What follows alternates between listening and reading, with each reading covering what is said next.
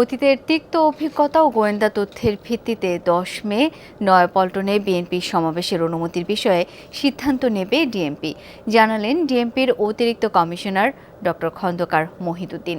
দুপুরে ডিএমপির হেডকোয়ার্টারে সাংবাদিকদের জানান, জনগণের নিরাপত্তা ও স্বাভাবিক জীবনযাত্রার কথা মাথায় রেখে যে কোনো বিষয়ে সিদ্ধান্ত গ্রহণ করে ডিএমপি। তাই সবকিছু বিবেচনা করেই জনসমাবেশের বিষয়ে সিদ্ধান্ত নেওয়া হবে বলে জানান তিনি। এ সময় ২৮ অক্টোবরের তিক্ত অভিজ্ঞতা উল্লেখ করে ডিএমপির অতিরিক্ত কমিশনার বলেন, যেহেতু পল্টন এলাকার আশপাশে বেশ কিছু গুরুত্বপূর্ণ স্থাপনা রয়েছে, তাই পল্টন এলাকায় জনসমাবেশ না করার বিষয়ে ইতিপূর্বেও একাধিকবার সংশ্লিষ্ট সংগঠনের কাছে জানিয়েছিলেন তারা।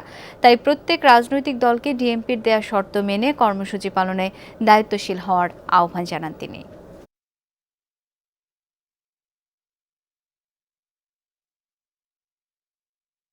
যে কোনো কার্যক্রম চলুক সেই জায়গাতেও আমরা কিন্তু মোস্টলি পজিটিভ থাকি। আমরা সে কারণেই কিন্তু আমরা যদি কখনো কিছু ব্যত্যয় হয়ে থাকে আমরা ইগনোর করে থাকি, কিন্তু সেই সাথে সাথে কিন্তু আমরা প্রত্যাশা করি যে শর্তগুলো যাদেরকে দিয়েছি তারা অত্যন্ত দায়িত্বশীল জায়গায় আছে, দায়িত্বশীল সংগঠনে আছে, তারা যেন তাদের সম্মান রক্ষা করার জন্য তারা যেন এই শর্তগুলো মেনে চলেন।